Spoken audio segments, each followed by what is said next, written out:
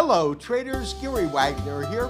Approximately 1 o'clock in Honolulu, 7 o'clock in New York. It is Monday, July 26, 2021, and this is the daily report for gold and silver.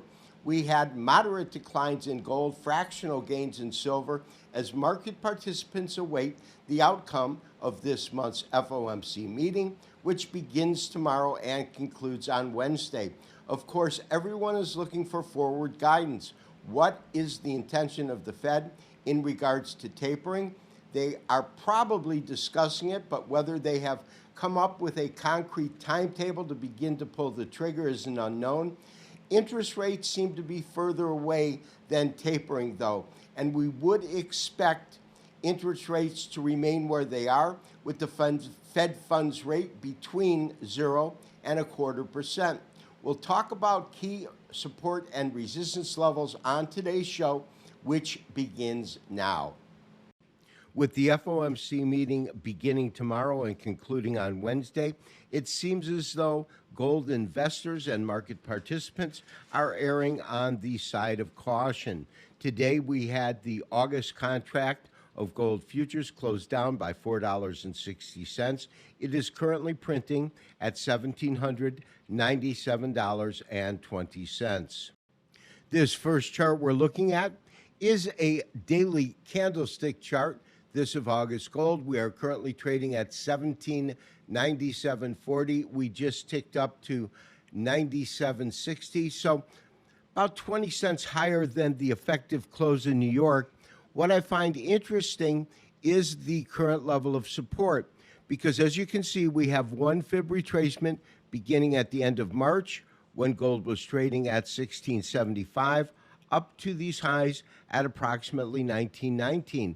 We can see that when the market did come down, it did surpass the 61.8% retracement and did so by more than a couple of dollars. You can see these lows right here, but then it did recover, trading as high as 1826, and that really is when it ran into resistance on twofold. The first is the 200-day moving average. That is set at $1,825, and the 38.2% Fibonacci retracement that occurs at 1826.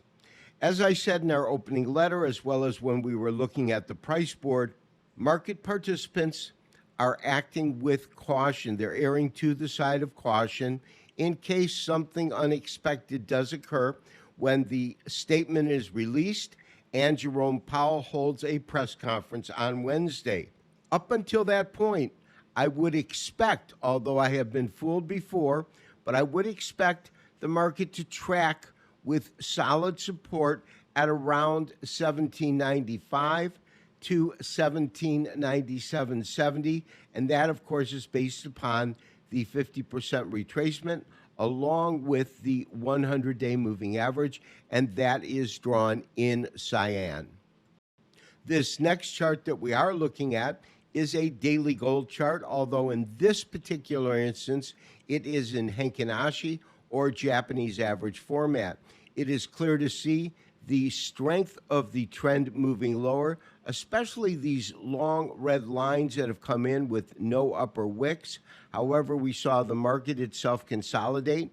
You can see that with pivotal candles, although it came and reached a lower low, but then it went into a rally mode. Tops come in just above the 200-day moving average and just below the 50-day moving average, and that, of course, is this particular area here. We then had a pivotal candle that is this small-bodied green candle, and ever since then we have had a mild downward trend. And the reason I say mild is that although the candles do turn red, and there are a couple of instances in which they lack the upper wick, which is what you look for as a market goes down, you can see that body size for the most part is very, very small.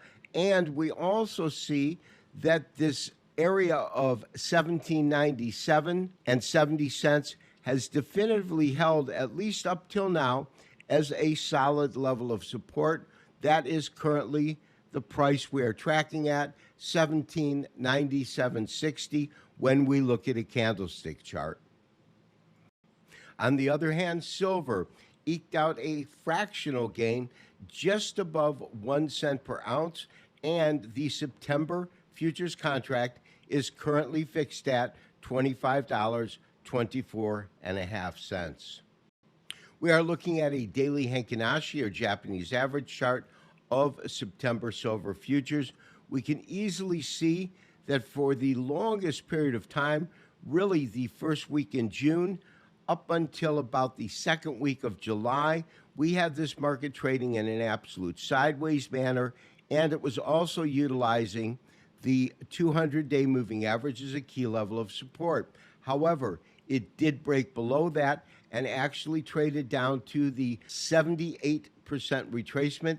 That comes in at $24.91, and then stage an attempted recovery. Although that attempted recovery was staged, it was not by any means complete, as we will see when we pull up our candlestick chart. Because when we do look at a candlestick chart, we can see the fall below the 200-day moving average. We can see the low that came in when the market broke below the 78% retracement level at 24.91.